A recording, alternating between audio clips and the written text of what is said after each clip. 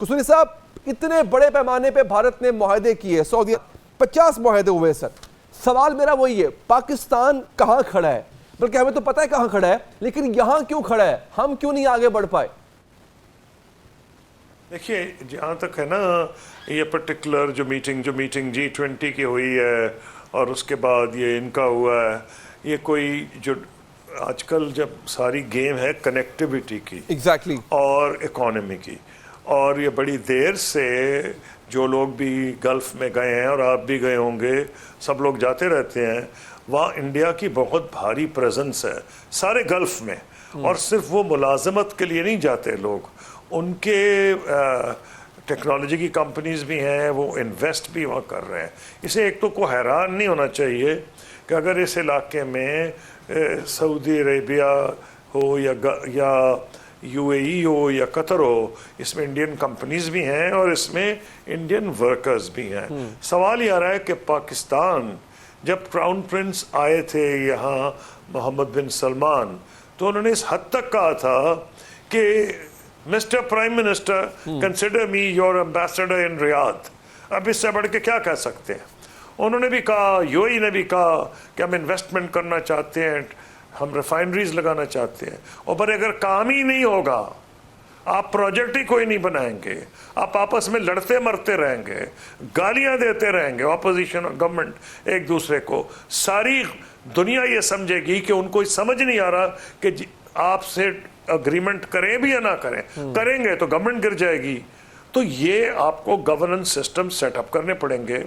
ویسے بھی آپ کی کیپیسٹی جو ہو گئی ہے پروجیکٹس میں اتنی آپ نے تباہ کی ہے, کیونکہ ہم نے پولیس کو تو خیر اپنا ملازم ذاتی بنایا ہے ہر گورنمنٹ پارٹی نے, اسی طرح سول سروس کو ڈسٹروائے کیا گیا ہے 1970 آنورڈز, اور اب تو پیتھیٹیکلی ان کی کیپیسٹی کم کی گئی ہے. تو ایک تو یہ ڈر تھا, ایک نیب کا ڈر تھا. تو رزلٹ کیا ہوا ہے کہ آپ نے اگر وہ آپ کے گھر میں بھی آؤ کہیں کہ ہم انویسٹ کرنا چاہتے ہیں, آپ یا تو آپ بالکل آپ کا جو فوکس ہے اتنا زیادہ اقتدار میں رہنے پہ ہے کیونکہ اپوزیشن آپ کی ٹانگ ہر وقت کھینچ رہی ہوتی ہے اور مختلف قسم کی کنسپیریسیز ہو رہی ہوتی ہیں, تو کوئی گورنمنٹ فوکس ہی نہیں کر سکتی. تو میں یہ سمجھتا ہوں ہمیں آج بھی سعودی عرب یا UAE اور قطر اور China of course would like to invest in Pakistan, اس میں کوئی دو رائے نہیں ہے. لیکن بھئی انویسٹمنٹ جو کرتا ہے وہ ریٹرن مانگتا ہے, جو ریٹرن مانگتا ہے وہ یہ دیکھتا ہے کہ جو آپ کو پروجیکٹ آفر کو آپ کر رہے ہیں وہ بینکبل بھی ہیں یا نہیں, کیا اس پہ آپ نے کام کیا ہے یا نہیں. اگر پروجیکٹس آپ صحیح طریقے سے بنائیں گے اور وہ کوئی اس طرح تو نہیں آگے کر لیں گے, ان کے کمپنیز ہیں, ان کے ایکسپرٹس ہیں, مینجمنٹ کنسلٹنٹس ہیں, وہ سب دیکھیں گے پروجیکٹ کو. پاکستان ایک زمانے میں تھرڈ ورلڈ میں ایک ماڈل تھا. ہمارے 5 ایئر پلانز اتنے اچھے ہوتے تھے کہ ان کو کوریا والے ایڈمٹ کرتے اوپنلی. کیا ہماری پلاننگ کی کیپیسٹی ختم ہو گئی؟ سوچنا پڑے گا. ایک تو ڈسٹروائے کی گئی افیکٹولی بائی ایوری گورنمنٹ, کیونکہ وہ ایڈ ہاکزم میں گئے ہیں, لانگ ٹرم پلاننگ نہیں کی, تو وہ اس کا نقصان ہے. پھر انسیکیورٹی پولیٹیکل انسٹیبلٹی رہی ہے. تو اس لیے میں سمجھتا ہوں اس سے سبق یہ حاصل کرنا چاہیے کہ آپ کا آج بھی سعودی عرب دوست ہے, قصوری صاحب یہ بتائیں جو ابھی اقدامات لیے جا رہے ہیں ان کے بارے میں آپ کیا کہیں گے؟ جو ابھی اقدامات ہیں یہ ان کے بارے میں بھی کہا جا رہا ہے یہ ایڈ ہاک ہیں جو ابھی میجرز لیے جا رہے ہیں, آپ سیٹسفائیڈ ہیں ان سے؟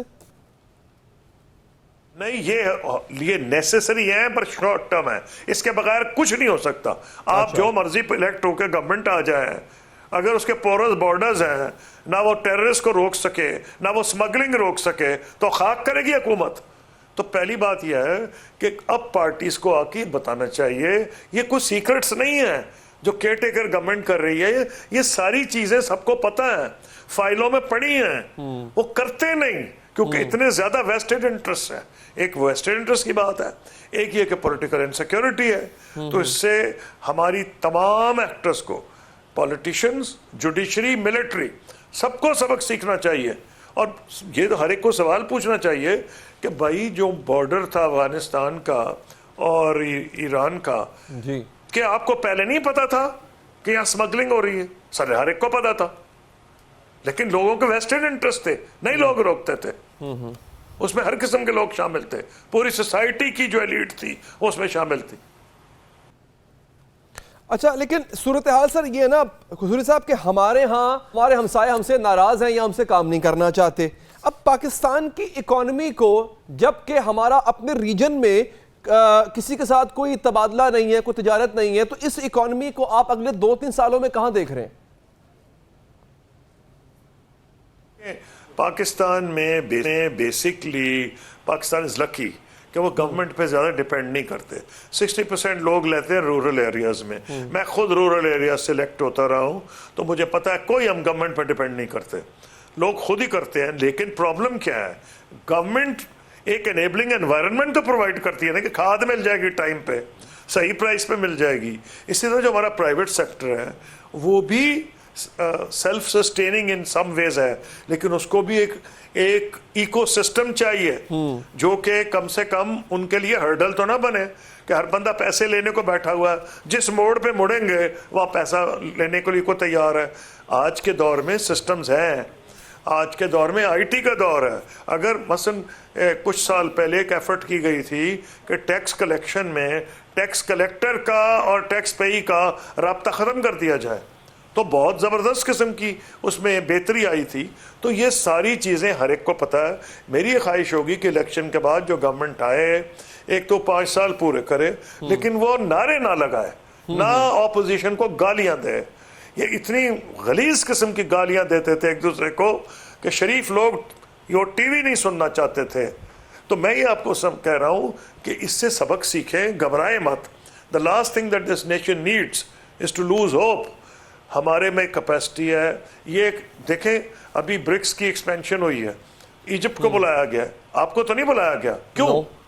مڈل پاورز تھیں, آپ تو ان سے آگے ہیں, اب تو نیوکلیئر پاور بھی ہیں. آپ کی اکانومی کے size in terms of purchasing parity ان سے شاید زیادہ ہوگا. ریزن یہ ہے کہ یہاں پتہ ہی نہیں کسی کو کہ کس سے بات کرے. اگر کوئی فورن گورنمنٹ یا کوئی انویسٹر کس سے بات کرے. آپ کا بہت بہت شکریہ سر, ہمارے پاس مزید بات کرتے ہیں. آپ کا بہت شکریہ کہ آپ نے وقت نکالا.